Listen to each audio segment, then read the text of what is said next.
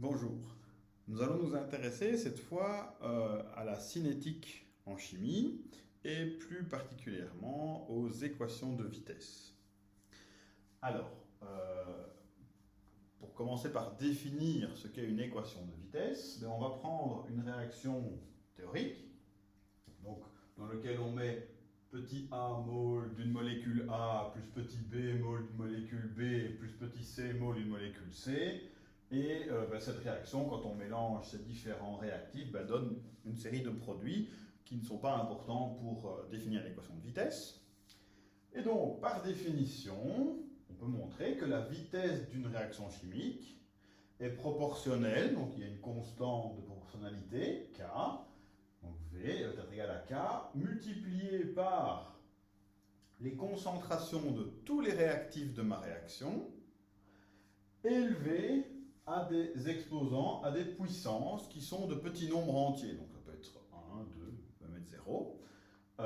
Et donc l'équation de vitesse de cette réaction-là, ça va être, la vitesse c'est K fois la concentration de mon premier réactif exposant une valeur que j'ai notée alpha, multiplié par la concentration de mon deuxième réactif B exposant une valeur notée bêta, multiplié par la concentration de mon troisième réactif exposant gamma.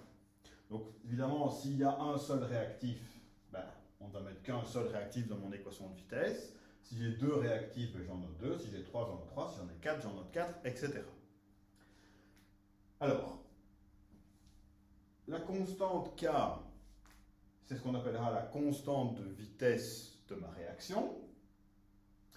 Et les exposants, alpha, bêta et gamma, sont ce qu'on appelle les ordres partiels de réaction. Donc le alpha, ça sera l'ordre de la réaction par rapport à la molécule A.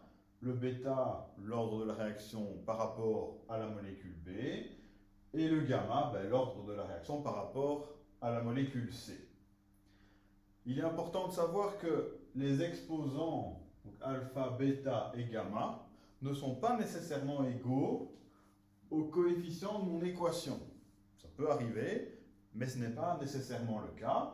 Et donc, c'est pour ça qu'on n'a pas utilisé A, B, C, on a noté alpha, bêta, gamma, parce que ce sont des valeurs qui peuvent être différentes. Et pour terminer dans les définitions, on appelle la somme de tous les ordres, donc la somme de alpha, de bêta et de gamma, on appellera ça l'ordre global de ma réaction chimique. Donc ça, c'est pour la définition de ce qu'est la vitesse d'une réaction chimique. Donc de quoi dépend la vitesse d'une réaction chimique? Elle dépend essentiellement des concentrations de tous les réactifs. Donc plus vous mettez de l'un des réactifs, au plus normalement, sa vitesse va être augmentée, la vitesse de la réaction va être augmentée lorsque vous en ajoutez plus simplement. Alors, ce n'est évidemment pas les seuls facteurs qui influencent la vitesse d'une réaction. On peut également penser à la température. Donc, de façon générale, quand on chauffe, toutes les réactions chimiques vont aller plus vite. Et donc, en fait, ce facteur-là, il est caché dans la constante de vitesse. Donc, la constante de vitesse est effectivement une constante, mais une constante à chaque température. Donc, si la température varie, la constante de vitesse change, et donc la vitesse de la réaction va changer, et de façon globale, si vous augmentez la température, la constante de vitesse augmente, ce qui fait que la vitesse de la réaction augmente aussi. Alors, qu'est-ce qu'on va faire avec ça? Vous allez avoir, généralement dans les cours de cinétique, une série d'exercices qui utilisent les concentrations au tout début, les concentrations initiales des réactions. Et donc vous avez des exercices qui sont présentés sous la forme d'un tableau. Vous avez comme ici une certaine réaction chimique. Alors j'ai pris une réaction théorique, pas avec des vraies molécules pour simplifier un petit peu l'écriture. Donc la réaction que j'ai utilisée, c'est 2A plus 1B donne 2C plus 1D. Bon, ça, c'est un exemple, mais la nature des molécules n'est pas importante pour comprendre le fonctionnement de l'exercice, donc j'ai préféré prendre un exemple simple. Et vous allez donc avoir, dans l'énoncé de votre exercice, un tableau avec une série d'expériences, donc ici 3 lignes, donc 3 expériences différentes. Et pour chacune de ces expériences, on a fait la réaction chimique avec des concentrations connues de réactifs. Donc, dans ce cas-ci, mes réactifs, c'est A et B. Donc, dans la première expérience, j'ai mis 1 mol par litre de la molécule A avec 1 mol par litre de ma molécule B. Et on vous a mesuré la vitesse. Donc, on vous note la vitesse de la réaction au départ, quand les concentrations valent ces valeurs. Et donc, il se fait que la vitesse vaut 0,0001 l'unité mol par litre et par seconde. Bon. On a fait une deuxième ligne dans laquelle on a changé les concentrations de départ. On part cette fois-ci de 2 mol par litre de A et plus que de 1 mol par litre de B. Et on constate, ben oui, on a mis plus de réactif A. Donc ça va plus vite, la vitesse vaut 0,0008 mol par litre et par seconde. Et une dernière ligne dans laquelle on a mis 1 mol par litre de A et 3 mol par litre de B. Et donc dans ce cas-là, on a mesuré la vitesse qui vaut 0,0009 mol par litre et par seconde. Et à partir de ces données, on vous demande de déterminer l'équation de vitesse de la réaction. Alors, ce qu'on sait, c'est que l'équation de vitesse va être égale à une constante multipliée par les concentrations de mes deux réactifs avec des exposants que l'on doit déterminer. Alors, justement, tout le but de l'exercice est de déterminer ces exposants. Et donc, pour ça, on va se mettre dans des conditions où l'un des réactifs a une concentration fixe, donc autrement dit, il n'influence pas la réaction chimique, et où l'autre réactif a sa concentration qui change, ce qui va permettre d'étudier l'influence de ce réactif-là sur la vitesse de la réaction. Par exemple, si je compare ma ligne 1 et ma ligne 2, on constate que la concentration de B est la même. Donc B n'influencera pas la vitesse de ma réaction. Par contre, on constate que je vais changer ma concentration de A. En gros, dans ce cas-ci, je la multiplie par 2. Je passe de 1 mol par litre à 2 mol par litre. Et qu'est-ce qu'on constate? Que ma vitesse change, alors elle augmente, mais elle est multipliée par 8. Et donc, grâce à cette constatation, on va pouvoir identifier l'exposant alpha, qui est l'exposant de l'influence de la concentration de A sur la vitesse. Je vous rappelle que 8, c'est 2 exposant 3. Et donc, quand je multiplie ma concentration de A par 2, je multiplie ma vitesse par 2 au cube.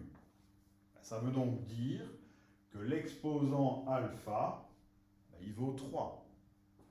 Et donc, je peux remplacer l'exposant alpha par 3. Alors, on va maintenant s'intéresser à essayer de trouver l'exposant bêta. Pour ça, on va se mettre dans des conditions où le A ne change pas. Autrement dit, je vais comparer la ligne 1 avec ma ligne 3, puisque dans ce cas-là, le A a une concentration qui n'est pas modifiée. Et dans le même temps, ma concentration de B passe de 1 à 3 mol par litre. Autrement dit, elle est multipliée par 3. Qu'est-ce qu'on constate sur la vitesse? Quand je passe de ma ligne 1 à ma ligne 3, elle est multipliée par 9. 9, je rappelle que c'est 3 au carré. Donc, quand la concentration de A ne change pas et que la concentration de B est multipliée par 3, ma vitesse est multipliée par 9, c'est-à-dire par 3 au carré. Conclusion, le bêta vaut 2. Alors, une fois que j'ai trouvé ces deux exposants, je peux éventuellement utiliser cette équation pour calculer également le K. Donc je peux isoler dans ma formule K, qui vaut donc V divisé par A exposant 3 et par B exposant 2, puisque j'ai trouvé mes exposants. Et je peux utiliser n'importe quelle ligne de mon tableau et remplacer les valeurs des concentrations de A et de B et ma vitesse. Et je vais donc pouvoir trouver mon K. Donc si je prends la première ligne, mon V vaut 0,0001. Mon A vaut 1 au cube. Et mon B, dans ce cas-ci, vaut aussi 1 au carré. Et donc, je peux trouver la valeur de ma constante cinétique, qui dans ce cas-ci vaut 0,0001. Alors, on peut éventuellement, mais ça c'est peut-être moins intéressant, calculer l'unité de cette constante cinétique. Mais comment est-ce qu'on fait? On prendra l'unité de ma vitesse et l'unité de mes concentrations. Donc ici, ma vitesse, elle est en mol par litre et par seconde. Mes concentrations sont en mol par litre. Donc on prend des moles par litre et par seconde, divisé par des moles par litre exposant 5, dans ce cas-là. Et donc vous aurez dans ce cas-là l'unité de ma constante cinétique. Bref, une fois que vous avez cette valeur, vous pouvez éventuellement la remplacer ici dedans. Et donc votre équation de vitesse devient V égale 0,001 fois la concentration de A exposant 3 multiplié par la concentration de B exposant 2. Donc voilà, donc ce genre d'exercice permet de déterminer l'équation de vitesse, donc de déterminer de quoi et comment la vitesse dépend des concentrations de mes réactifs et via quelle constante cinétique. Pour rappel, la constante cinétique dépend de la température et donc les données de votre énoncé doivent être des données à une certaine température puisque à une autre température, la constante K aurait une autre valeur. J'espère que ça vous aura aidé.